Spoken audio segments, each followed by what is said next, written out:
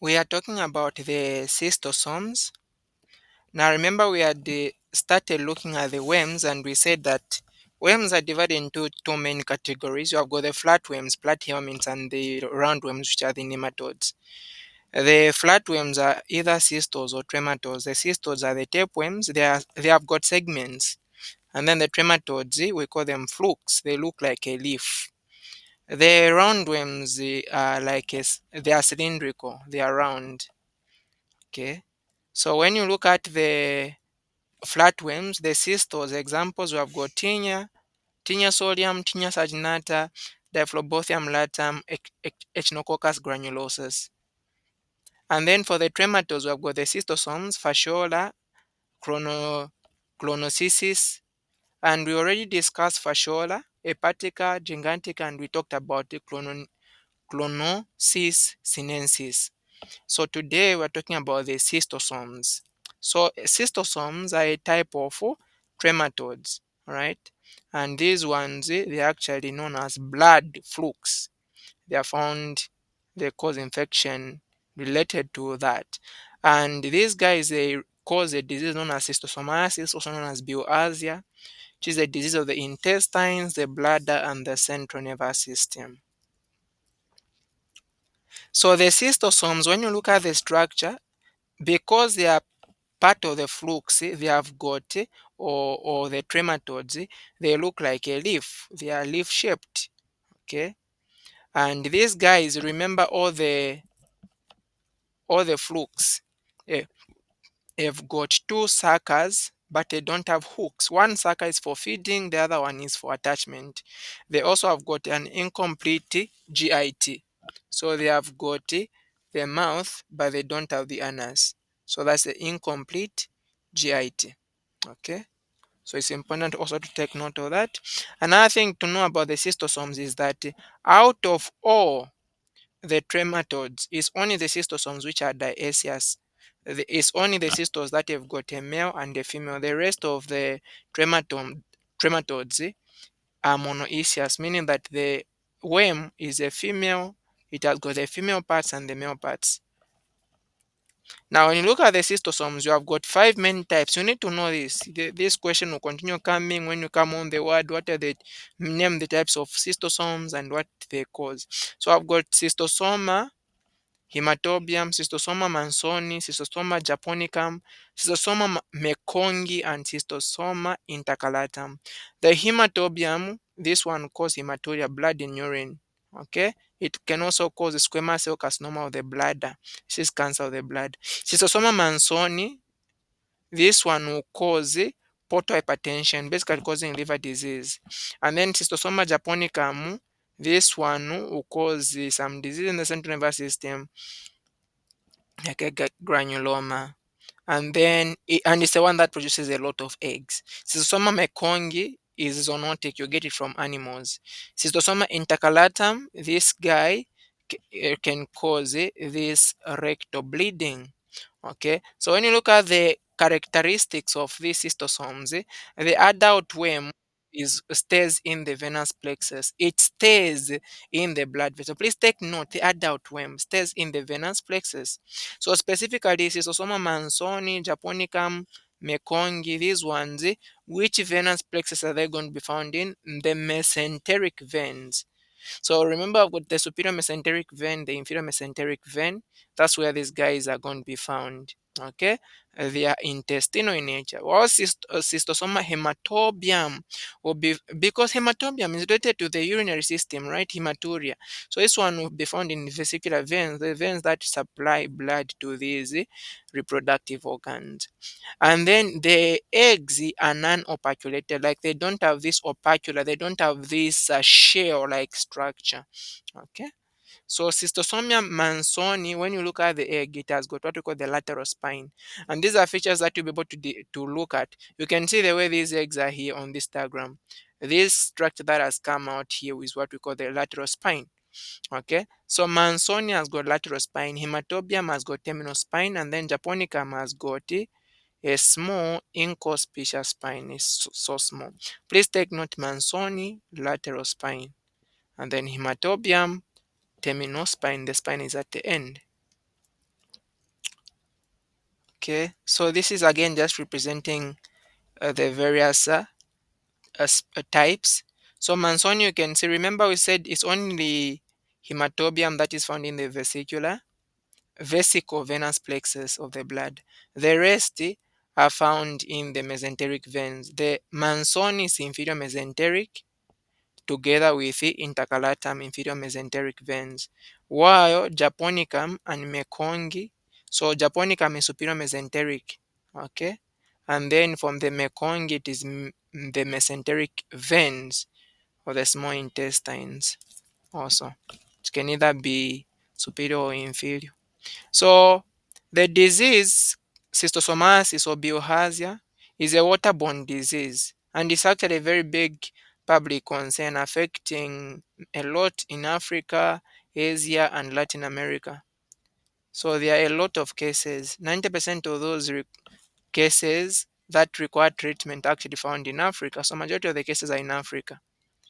So when you look at human infection, there are higher rates of infection seen in farmers, fishermen, and children because this guy will actually be gotten from the water. Okay, so infection is related to frequency of water contact. How often you come in contact with water determines the chances of you getting infected. Okay, measured as duration. How long are you coming in contact with water, the frequency, how often are you coming in contact with water, and the area of the skin that is in contact with water. So these three things are very important when it comes to the infection. And the presence of snail as an intermediate host is very important for infection to happen. So where you don't find snails, you barely find this bioharzia. But snails, they are very important because they're the intermediate host. And then the environmental contamination resulting from indiscrete human excreta disposal. So where excreta, like human feces are just exposed anyhow, the infection is also likely going to happen there.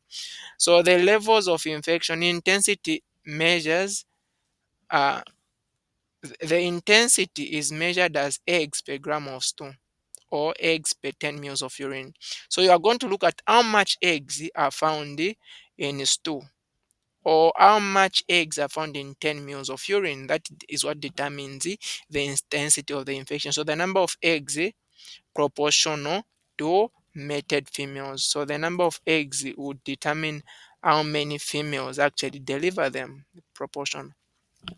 So now looking at each one of these types of cystosomes, starting with Schistosoma mansoni, this is an intestinal parasite. It is going to cause intestinal bioharzia or intestinal schistosomiasis. So the habitat, where do you find the Schistosoma mansoni? It is the mesenteric vein, specifically the inferior mesenteric vein. Okay. Also the intrahepatic portion of the portal vessel. Remember the inferior mesenteric vein. How do you form the portal vein? You are going to have the superior mesenteric vein, right? And also the splenic vein, and that's what forms the portal vein. So you can also find the intrahepatic portion, like that portion of the portal vein that is found in the liver. You can also find Schistosoma mansoni there. So all cystosomes live in venous plexus in the body of the definitive host, which is of course human, in different locations. So what is the morphology of the cystosomes? You can see the way they are looking here. Here actually you have got two worms. You have got the female and the male. They are mating here. So the adult worm, the females are normally bigger for any type of worm. So the female is much bigger. And remember, these guys have got okay, that's the egg what I wanted to mention.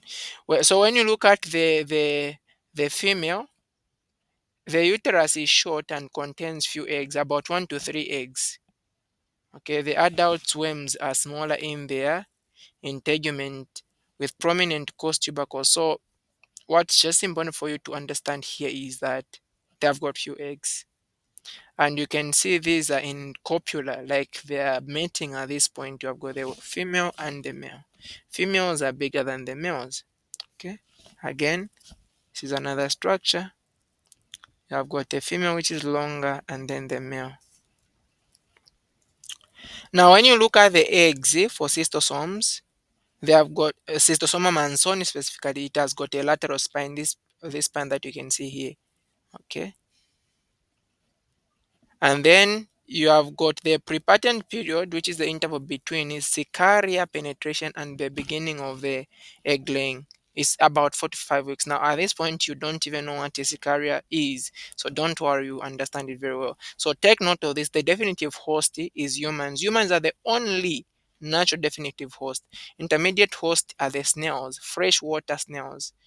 Please take note the genus, because you have got different snails carry different diseases. So the genus of the snail that carries Schistosoma mansoni is Biomphallaria or Biomphallaria.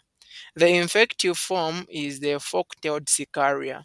So the form that will cause disease, the form of the cystosome that will cause disease is the Sicaria. Okay? Don't worry, you understand again that. So when it comes to the life cycle, what is going to happen is this. The eggs, of course, the one that have got a lateral spine are going to be passed in feces. So they'll be in fresh water. In fresh water, there they're going to hatch. So when the egg breaks, it is going to release like a small worm, which we call miracidia. So the miracidia is now going to be able to infect, or the miracidia is going to penetrate the bell by Omphalaria snail, which is the intermediate host. Basically, miracidia, which is like a small worm, will enter into the snail. While inside the snail, miracidia is going to convert into the sporozoid. From sporozoid, it will produce the secaria. Okay, the secaria then is now going to be able to move out of the snail and then infect the human. Remember, we said that the secaria is the infective form. Okay, and then once in the human, it will now transform from the secaria into the cystosomula. So the cystosomula is now going to be the one that will go to the liver and then mature into an adult worm. So adult worms normally pair and migrate to the inferior mesenteric vein. There they will be able to release eggs. So the female and the male will be able to pair. Does this make sense? Is this okay? So if it is okay, please just use a reaction on your screen. I think the emoji is there so that I can just say that we are going together. Okay. Are we fine?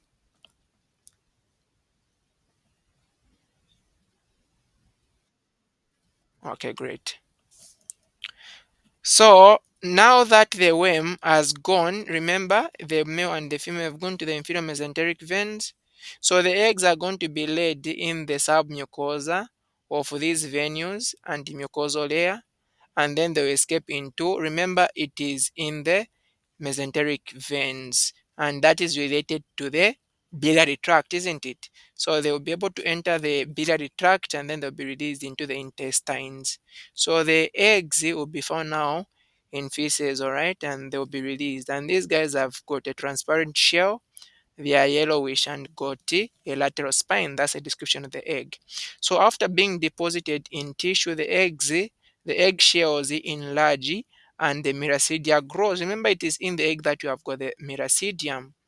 And then the eggs will be able to secrete enzyme that facilitate passage through the tissue into the lumen. Okay. The eggs will be able to mature while in stew. And on contact with fresh water, what happens that the eggs will now be able to hatch and release miracidia. So you only release the miracidia once the egg comes in contact with fresh water. Okay, the miracidia is now going to be able to invade the snail, and then the life cycle has continued again like that. So this diagram is also representing the life cycle. So I've got the adult worm in the vein of the intestine, and then you are going to it will release these embryonated eggs, okay, that will go in the intestines and then out of through the feces to the water, and then there the miracidia is going to hatch. The miracidia is going to go into the snail, develop into sporocysts, which further produce sporo, even more sporocysts, and then these sporocysts will produce the secaria. Secaria is now going to break out of the snail and then penetrate human. And then, of course, while inside the human, you have got the immature worm, which will migrate into the small blood vessels, and that's basically the metasecaria. And then it will be carried to blood. So the small worm here, which is the secaria, in human is going to convert into the metasecaria. Remember, it is in the portal circulation. It will end up going into blood. It will go to the heart. If it goes to the heart, remember from the heart, blood is pumped to the lungs. From the lungs, blood comes back to the heart, and then it will go back to the liver via the portal vessels, and then mature in the portal system in the liver, and then migrate back to the venue of the intestine. Okay, and then in the intestine, there you are going to have again the adult worms developing. So the pathogenesis, how does now disease happen? Pathogenesis of Schistosoma mansoni has got three successive stages. We're going to have skin penetration by the cercaria, okay, and then during maturation and at the beginning of the oviposition, and then during the stage of egg deposition. So during penetration, what happens is that at this point, the free swimming cercaria in the contaminated water is going to locate the skin guided by thermo. So you have got actually thermo and chemical cues which direct the cercaria where to go on the skin, and then to be able to penetrate, it will actually release these elastases to break into the skin. So at the point where it is entering the skin, it can cause a swimmer's itch, okay, which is an allergic rash due to the invasion of the cercaria. The parasites will be able to transform into the cystosomula, okay, once it has entered already, and then it will enter circulation via the demo vessels. So this stage may be asymptomatic or mildly pruritic. It can be a bit of a painful releasing, of course, this pass, but sets the stage of systemic migration. This is the beginning of the systemic migration where the worm can go throughout the body. So a self-limiting pruritic rash called dermatitis, which is also known as the swimmer's itch, may develop, and this normally happens 24 to 36 hours. Okay. The second stage is maturation. Once the worm has already entered the body, so there will be maturation. So the cystosomula will migrate via the lungs to the hepatic portal system, and then there they are going to mature like 3 to 5 weeks. So adult the male and female will pair in permanent copula. So these guys are always together, they're always mating permanently. So egg laying will begin once they settle in the inferior mesenteric vein. So the host at this point may develop what is known as Katayama syndrome, which is acute cystosomasis. Acute means that it just happens like that, okay? Katayama syndrome, which is a serum sickness like syndrome with fever. So what are the features of Katayama syndrome at this point? Remember, it is because of the worm that has come, okay, which is laying the egg. So you are going to have fever, chills, myalgia, pain in the muscles, arthralgia, pain on the joints. There's going to be rash, cough, generalized lymphadenopathy, hepatosplenomegaly. There can also be eosinophilia, a lot of eosinophils, and elevated antibodies. Okay, so this phase reflects intense T cell 2 driven immune activation with circulating antigens, which are triggering all these symptoms. Because things like fever, chills, we call these as constitutional symptoms. They just represent there's an infection in the body.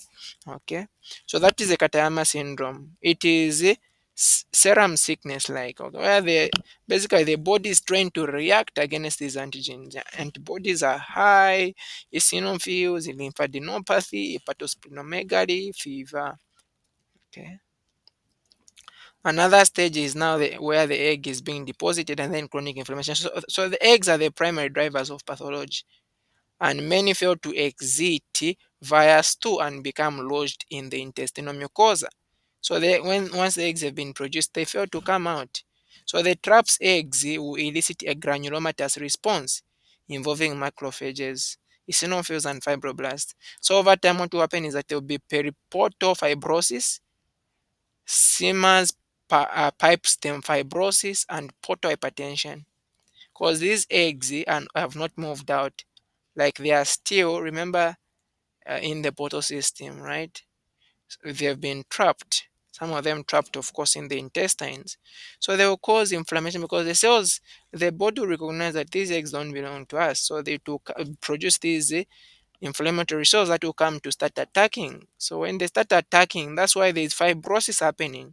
Okay, There will be hepatosplenomegaly, the liver, the spleen can become big. There can be ascites, like the stomach becomes big, fluid will be accumulating. Because every time there's liver failure, there's actually accumulation of fluid in the abdomen, and that's what we call ascites. And then there can also be esophageal varices, because what happens is that blood the blood that goes to the liver, there's a connection, like portal blood supply to the liver, there is a connection. You have got blood that is coming by the portal vein, but once portal vein has been blocked because of this fibrosis, blood has to take another way. So it will be going via these vessels that drain the esophagus, okay, the esophageal veins. So these veins will end up, now the pressure there is going to increase. So that is going to cause them to start forming varices. Varices are like balloon structures, because blood is coming a lot. So they are forming these balloon structures in these blood vessels. And when these rupture, they can cause things like blood when you are eating, okay, like you can vomit blood, such things. Okay, so chronic cystosomiasis arises from repeated cycles of egg deposition and immune mediated damage. So in the intestinal phase, which is the primary site of egg deposition, what happens is that the egg are laid in the inferior mesenteric vein, and then they'll migrate to the the gut wall. And then in the gut, they'll trigger granulomatous inflammation. So there will be micro abscesses. There are abscesses forming, and then there will be abdominal pain. There will be bloody diarrhea, which is cystosomal dysentery. And over time, fibrosis and mucosal thickening can disrupt intestinal function. And in the hepatic phase, which is a secondary egg deposition site via the portal floor, some eggs can escape into portal circulation and then embolize in liver tissue. They'll end up going to the liver. And then still in the liver, there will be immune response, which will generate periportal granuloma, and that will evolve into Simer's pipe stem fibrosis, which evolves from advanced cystosomal hepatic fibrosis. Okay, particularly when these eggs lodge in the portal circulation, the body produces these macrophages to try to fight it. So that leads to this fibrosis. So the consequences of this is that there'll be portal hypertension, and portal hypertension can actually result in heart failure, splenomegaly. Okay, there's also gastrointestinal hemorrhage, because we're going to have varices. Remember the esophageal varices. Okay, so all these problems get to arise. Now the eggs as well can be deposited, can just go in blood, and then they'll go to different parts of the body. So when they migrate to different parts of the body, they are going to have different signs and symptoms. In this, if they go to the spinal cord, there will be transverse myelitis, inflammation of the spinal cord, that can result into paralysis. To the kidney, can result into kidney injury, causing nephritis. To the heart, there can be myocarditis. To the lungs, there can be pulmonary hypertension, granulomas, pancreas, and adrenals. There can be endocrine dysfunction and such. So these manifestations stem from both mechanical egg deposition and immune response. So just the egg itself, when it is deposited, can cause these problems. Well, besides that, also the response of the body to the eggs, okay, can as well result into all these problems. So you can see this is a granuloma that has been formed. That is why for someone that comes with liver failure, like let's say for example, someone comes to the hospital and then they have got ascites, the abdomen is distended, okay, and you look, they have got edema, let's say peripheral edema. When they can also have raised JVP, but that is normal in heart condition. But let's say they've got ascites, edema, peripheral edema. When you are taking history, you want to find out probably maybe they have got heart failure. You're also going to ask them in social history, have you lived near freshwater bodies? What are you trying to look for? Maybe they were exposed to cystosomiasis, and that causes the liver failure. Okay, you can see these patients here, they have got ascites. So this one has got even hepatosplenomegaly. The liver is big, the spleen is big. This one you can see they have got ascites. They can also be esophageal varices and gastric. Okay. Another thing that can happen in these people with this cystosomiasis is that there can be growth retardation due to chronic infection. Okay. You can see this guy here is 14 years. This one here, this one actually, the one on the left, yeah, is 14. You can see these other bros here. They are not so young, but they are not growing. Okay. So this happens stunted growth because of this infection. How can you diagnose Schistosoma mansoni? You can do a stool microscopy, which is a gold standard. Okay, microscopy. You get a stool sample, look at it. So the eggs are going to be seen. They are large and they are non-opaculated, and they have got a lateral spine. There's also the Kato-Cas technique, which quantifies eggs burden. How much eggs do you have? And that can also help in the treatment.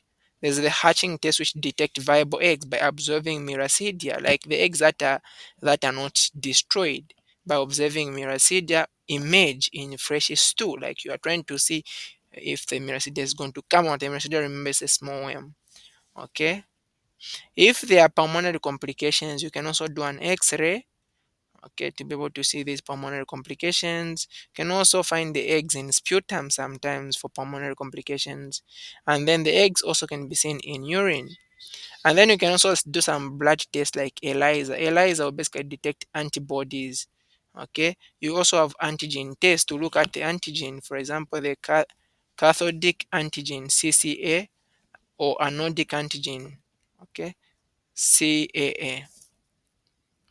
And those help in low density areas.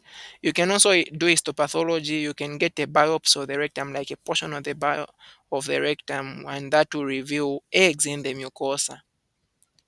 And this is more important, especially when blood tests uh, stool exam is negative. Maybe the worm is hiding in the mucosa. So get a sample or even a liver biopsy, which can show granuloma. So imaging studies you can do ultrasound to detect any fibrosis, MRI, or CT scan for ectopic complications like involvement of other areas like CNS involvement. When you look at hematological, like a peripheral blood smear, you will see eosinophils, a lot of them. Liver function tests, like you are going to have abnormal liver enzymes, ALT, AST, because remember there is liver disease here. So for treatment of cystosomiasis, you want to give praziquantel, which is the drug of choice. You can also give oxaminiquine. Remember I said praziquantel is basically the best drug when it comes to the treatment of trematodes, except we had mentioned in the previous class when we were talking about flukes. Flukes basically show something different. They are not good when it comes to praziquantel. Okay. We also give corticosteroids like prednisolone. Remember, there is inflammation here, so we give an anti-inflammatory drug. And an example is prednisolone, which is a corticosteroid. Because they can also be seizures, so you can give also anti-seizure drugs, and then you support other medical complications that can arise. So that was about Schistosoma mansoni.